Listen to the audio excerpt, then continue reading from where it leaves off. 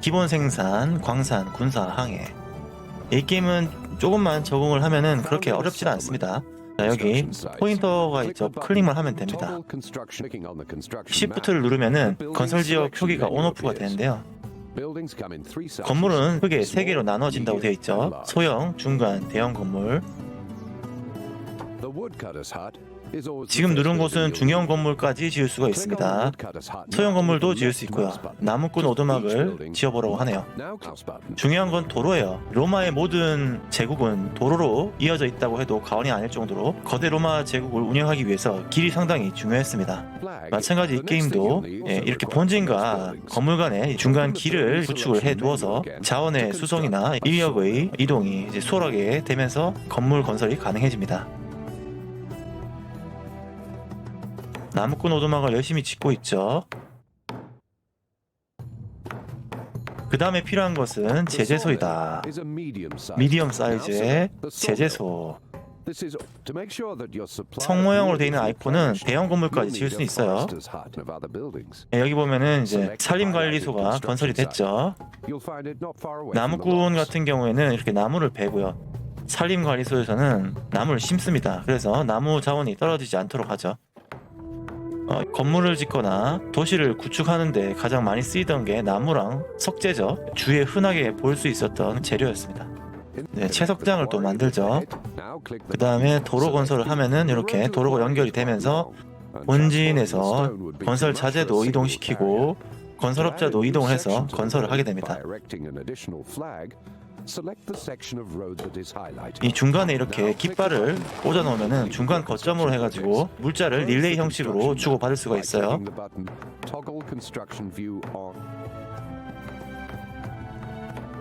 이 도로 거리가 긴 경우에는 물자를 나르는데 왕복하는데 시간이 걸리니까 중간에 깃발을 놔두면 그 깃발까지 시민 한 명이 이동을 하고 또 다른 시민이 이어받아가지고 나머지 물자를 전달하게 됩니다.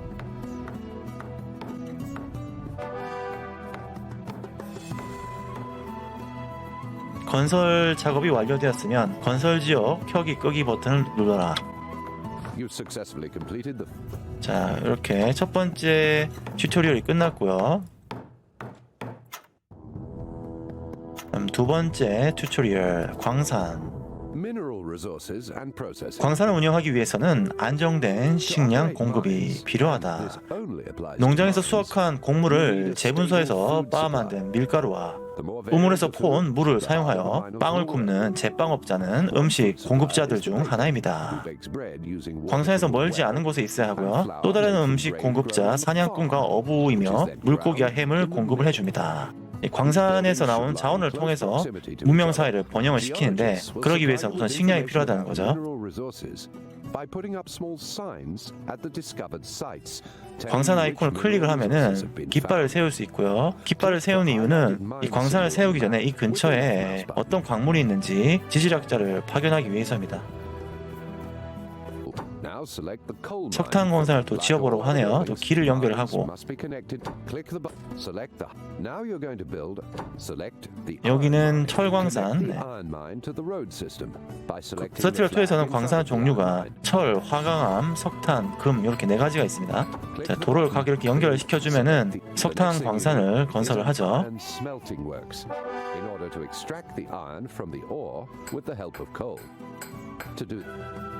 네, 여기 보면은 이 지질학자가 열심히 깃발 주변을 탐색을 해서 근처에 어떤 자원이 지하에 매장되어 있는지 확인을 해줍니다.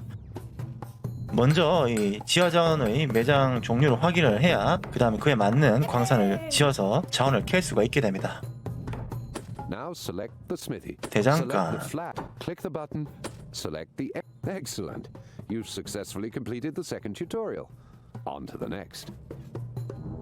그 다음에 군사. 네, 방금 제재소랑 대장간을 지었더니 튜토리얼이 끝났고요. 그 다음 튜토리얼은 영토 확장 및 부대. 군인을 모집하기 위해선 칼, 방패, 맥주 3가지가 필요하고요. 더 높은 계급으로 올라가기 위해서 군인은 금화가 필요하다. 계급은 신병, 상병, 병장, 장교, 장군 5등급으로 나눠져 있죠. 가급적이면 장군으로 업그레이드를 해서 적 세력과 전투를 하는 게 가장 효율적입니다. 병영을 지어볼까요? 도로를 건설해서 이어주면은 병영을 건설해주겠죠. 지도에서 강조되고 있는 곳을 클릭하시오. The catapult is a medium size. Now select the catapult from the building list. When your soldiers win a battle, they will automatically 군인이 전투에서 이길 경우 자동적으로 적 건물을 점유할 것이다. 적이 병영을 공격하기 위해 마우스 왼쪽 버튼을 눌러서 전투 메뉴를 눌러라. 그러면 공격을 할 수가 있죠. 네, 그러면 적군 병영에서도 수비를 하러 나오고 아군도 이렇게 정복 활동을 하러 나옵니다. 그러면은 아군과 적군이 이렇게 전투를 하죠. 네, 이렇게 싸웁니다. 베럭스에는 보니까 병사가 2기가 들어가 있네요. 2대2로 싸웁니다. 근데 아군이 훨씬 더 강해 보이죠? 황금색 장비를 두르고 있는 거 보니까 장군 같아요. 상대적으로 적군은 일반 2등병인 것 같습니다. 이기죠? 세계 경제 설정을 보기, 군사 관련 설정. 여기서 이제 군사 관련 조정을 할 수가 있습니다.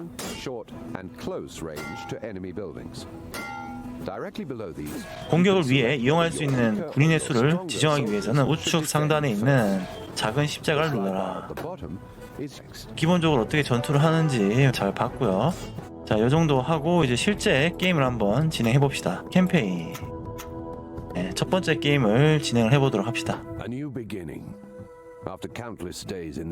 바다를 항해하고 있는 정복자 집단이 폭풍을 맞아가지고 조난을 당했죠. 그래서 새로운 땅에 정착을 하게 됩니다. 네, 고향과 상당히 유사한 새로운 지형을 발견했다 이거죠. 다음 과제는 섬을 탐색을 하는 것이다. 그리고 각종 자원을 채집을 하는 것이다. 뭐 이렇게 나오죠. 스페이스를 누르면은 건물을 지을 수 있는 공간이 아이콘화 되고요. 이렇게 확대도 가능하고요.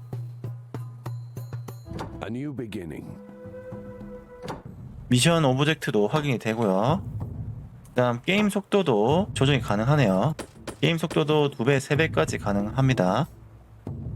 가장 먼저 지어야 할 것은 바로 나무꾼의 오두막이죠. 목재를 좀 구해야 됩니다. 도로 건설. 이렇게 도로를 이어주면은 나무꾼 오두막을 건설하기 시작하죠. 왼편에는 돌무더기가 있어요. 나무와 이 석재는 다른 건물을 짓기 위한 필수 자원입니다. 여기서 이제 채석장을 또 지어봅시다. 채석장. 건물을 짓기 위해서는 이렇게 털을 만드는 것 이외에도 도로를 본진과 연결을 해줘야 됩니다. 그러면은 귀엽게 이런 시민들이 각자 역할을 수행을 하면서 자재도 나르고 건설도 하고 실제 임무도 수행하고 그렇게 합니다. 오두막과 채석장을 지었죠. 마을 회관을 클릭을 하면은 이렇게 기본적으로 가지고 있는 여러 자원들이 나오고요. 창고 안에 이주민 목록도 나오네요. 일꾼, 건축가, 측량사, 벌목꾼, 산림 감독관, 석공, 어부, 사냥꾼, 목수, 농부, 양존업자, 당나귀 사육사, 제분업자, 제빵업자, 도축자, 맥주 양조자, 광부, 재련공, 화폐 주저자, 도구 제작자, 조선기사, 지질학자, 정찰병, 당나귀 여러 가지가 있죠. 군사도 5등급으로 나뉩니다. 신병, 상병, 병장, 장교, 장군 이렇게 되어 있죠. 신병이랑 장군은 퀄리티 차이가 하늘과 땅 차이입니다. 가급적이면은 금화를 통해 가지고 이등병을 장교로 업그레이드 하는 게 좋습니다. 군사 관리.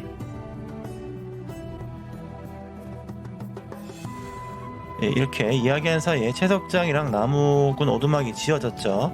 여기 보면은 퍼센테이지가 실제로 채석장에서 얼마나 효율적으로 일을 하고 있는지, 오두막에서 얼마나 일을 하고 있는지 수치가 나오는데 95나 100% 되어 있죠. 이렇게 되어 있으면은 일을 제대로 한다는 거고, 50% 미만으로 떨어지면은 뭔가 비효율적 일을 하거나 주변에 자원이 없어가지고 업무를 할 수 없는 상황이라는 거죠. 그럴 때는 건물을 파괴하거나 뭔가 조치를 취해줘야 되겠습니다. 일단은 요 주변에 오두막을 만들어서 나무를 베고요. 제재소가 또 필요해요. 나무를 합판으로 가공을 해가지고 실제 건물 건설에 활용을 합니다. 채석장은 그대로 돌을 쓰면 돼요. 돌을 가공하는 건 없고요. 이쪽에는 또 광산이 있고 광물을 채취를 할 수 있는데 그 전에 식량을 좀 얻어야겠죠. 마을 해관에 식량이 기본적으로는 그렇게 많지는 않아요. 식량은 보통 광산에 광부들이 일을 할 수 있도록 도와주는데 광산으로부터 광물을 채취를 해야 고도의 건물들을 건설할 수 있어요. 여기 보면은 야생 생물들이 있죠. 야생 생물들을 잡기 위해서 사냥꾼의 오두막을 건설을 합니다. 사냥꾼이 수렵을 해가지고 햄으로 만들어서 식량을 제공을 합니다. 수렵 활동은 주변의 동물이 전부 다 멸종하게 되면은 더 이상 햄을 만들 수 없기 때문에 그때는 파괴를 해야겠죠. 나무꾼 오두막을 하나 만들고 제재소를 하나 만들었는데 나무꾼 오두막을 하나 더 만듭시다. 건물들도 비싼 건물이 있고 좀 값싼 건물이 있는데 나무꾼 오두막은 비싼 건물은 아니에요. 채석장에서 이렇게 귀여운 이런 시민들이 돌을 나르고 있죠.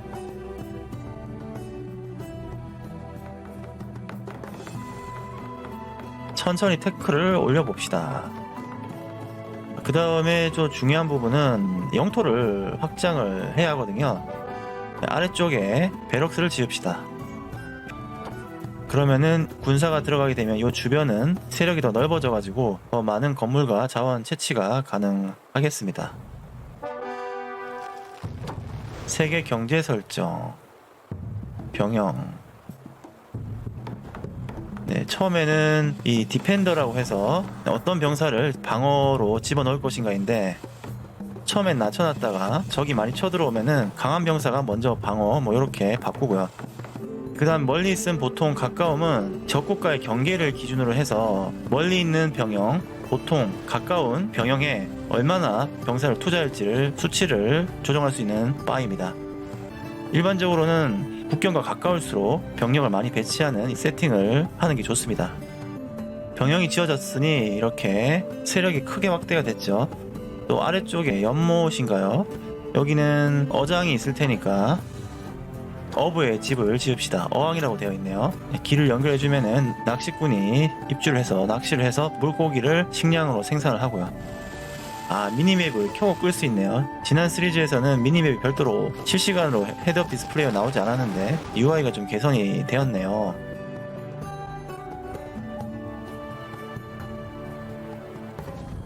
위쪽으로도 병영을 지읍시다.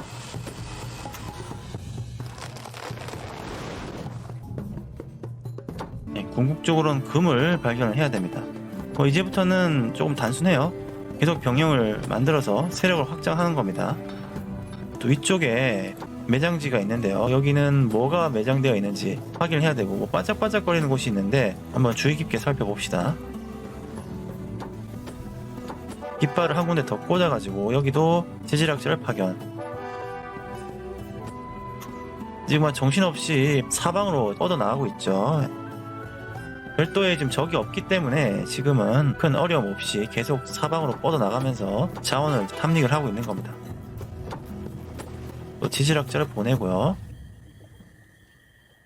대장간에서도 일을 하고 있겠죠.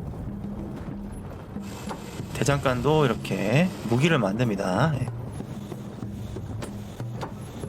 검과 방패 하나씩 만듭니다.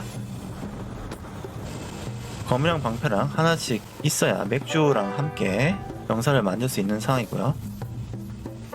자원이 쌓여있는 걸 좀 확인을 할 필요가 있는데 중간 자원들은 다 활용이 되고 있네요. 그래서 철 같은 경우도 석탄이랑 합쳐져 가지고 여러가지 도구들이 잘 만들어지고 있는 것 같고요. 인간 이런 정보 활동에 특화된 동물인 것 같아요. 정보 활동이 재밌도록 두뇌가 발전되어 온 것 같습니다. 네, 그 덕분에 이 세계를 지배할 수 있는 힘을 가지게 된 것 같아요. 여기 석탄이 많네요. 여기 그러면은 석탄 광산을 지으면 되겠습니다. 석탄 광산. 석탄은 쓰이는 곳이 많아요. 그 다음 여기 금이 있네요. 금맥을 발견을 하는데, 네, 여기까지 가려면은 지금 추가적인 확장이 필요해 보이고, 나무꾼이 나무도 좀 여기 베어줘야 되는데, 우선은 사냥꾼 오두막을 하나 짓습니다.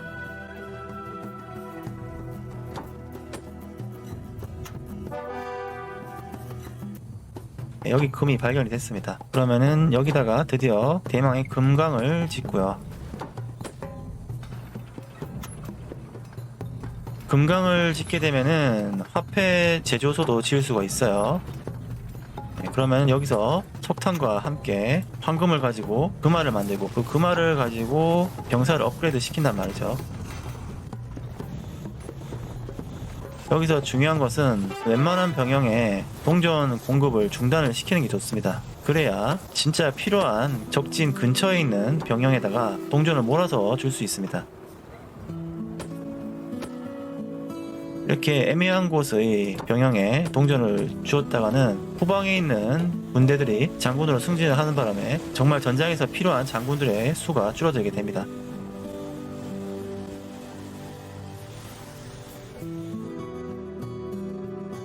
오, 여기는 또 바닷가네요. 여기는 그러면 어항. 이 바다를 건널 수 있는 항구 같은 건 아직 못 만들 거예요. 자, 지금 재분소는 일을 어떻게 하고 있나요? 재분소 2기를 만들어 놨는데, 네, 2기 다 100% 돌아가고, 제빵소도 지금 100% 돌아가죠. 제빵소를 하나 더 만들어야 될 지경이네요. 네, 이렇게 뭐 이것저것 체크를 해주는 와중에 또 새로운 땅을 발견하고 금강을 또 발견을 합니다. 좋아요. 화폐 주조소에서 금화를 만든 거는 좀 쌓아놨다가 필요할 때 업그레이드를 해주면 좋습니다. 적과의 경계선에 있는 그 병영에 황금 동전을 몰빵을 시켜주는 게 중요해요.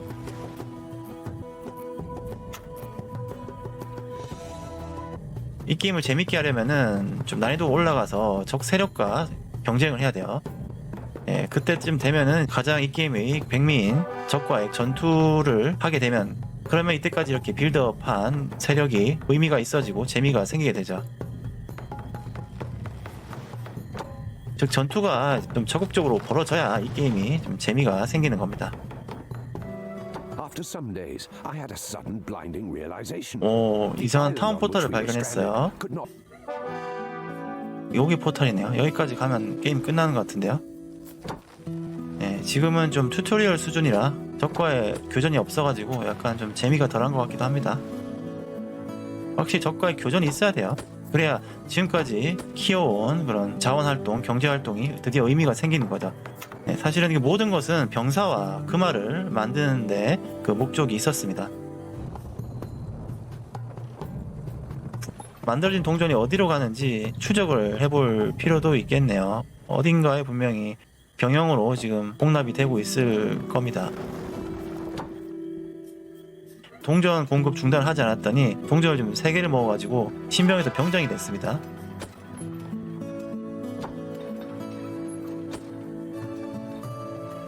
다른 건설 시뮬레이션 게임에 비해서는 그렇게 처음에 익혀야 할 내용들이 많지는 않은 것 같아요. 네. 이 건물들도 한 몇 번 미션을 수행하다 보면 새로운 건물이 많이 없습니다. 테크도 그렇게 많이 복잡하지도 않고요. 네. 오, 이렇게 아래쪽에서 볼 수도 있네요. 네. 자, 이렇게 열심히 병사가 또 새로운 병영에 들어가죠. 그러면은 땅이 확대가 되고, 이제 하나만 더 병영을 지으면은 신비의 게이트로 갈 수 있을 겁니다. 약간 판타지스러운 설정도 있네요. 건설에 이런 게이트도 등장하는 거 보니까. 자원이 어디서 시작이 되고 어떻게 중간 과정을 거쳐서 어떻게 최종 생산품이 되는지, 이런 과정들을 게임을 통해서 학습을 할 수가 있어요. 교육적인 측면에서도 꽤 괜찮은 게임입니다. 미션 어컴플리시드.